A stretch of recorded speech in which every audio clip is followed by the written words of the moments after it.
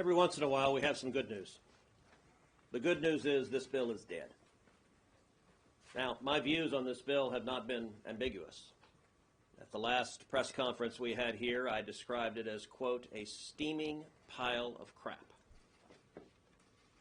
Some people afterwards criticized that characterization. Can't imagine why. And they said, well, you haven't read the text, so how can you say that? And you're right. All I knew was what had been described by the bill sponsors. Well, now we've seen the text, and it turned out my assessment was far too kind. This bill is a terrible bill. I'm going to break it down on two metrics. Number one, policy, and number two, politics. On policy, why is this bill a terrible bill? Because it does not solve the problem. We have the worst rate of illegal immigration in our nation's history. People are dying. Children are being brutalized. Women are being sexually assaulted. Over 100,000 people died of overdoses last year. This bill doesn't fix it. Understand, this border crisis is deliberate. Joe Biden caused it. He caused it by his own unilateral decisions. 3 decisions caused this crisis, all made the first week of his presidency. He inherited the lowest rate of illegal immigration in 45 years, and his first week as president, he halted construction on the border wall, he reinstated the disastrous policy of catch and release, and he pulled out of the unbelievably successful Remain in Mexico agreement. That caused this explosion. It also means Joe Biden could solve it tomorrow.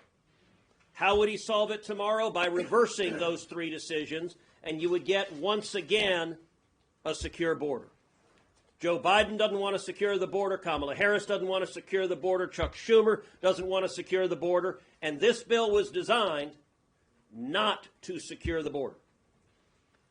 Instead, this bill codified Joe Biden's open borders. This bill codified catch and release. Catch and release is contrary to law. But if we'd have passed this bill, catch and release would be right there in the U.S. Code.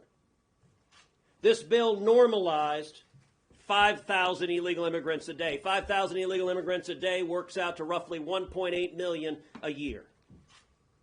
We've seen 9.6 million illegal immigrants under Joe Biden. Apparently, the Republican position was going to be, we don't like your 9.6, but we're okay with 2/3 of that illegal immigration. That was ridiculous. This bill gave work permits to illegal immigrants. This bill gave government-funded lawyers to illegal immigrants. You know, one of the provisions that I personally find most noxious, this bill goes directly after the state of Texas. And it says all litigation about immigration, you can't sue in Texas anymore. You got to come to Washington, D.C., to one of the most liberal courts in the country. Texas, sorry, we're throwing you out of court in Texas. You got to come to D.C.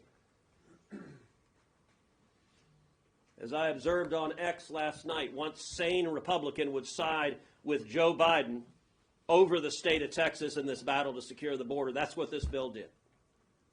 So as a policy matter, it was terrible policy.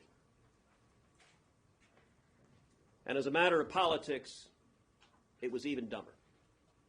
It was obvious from day one this bill would never pass into law.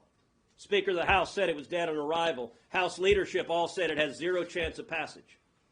So if it wasn't going to pass into law, if you knew that, and we did know that, what was the purpose of it? The entire purpose of this bill is to give political camouflage for Democrats running in November.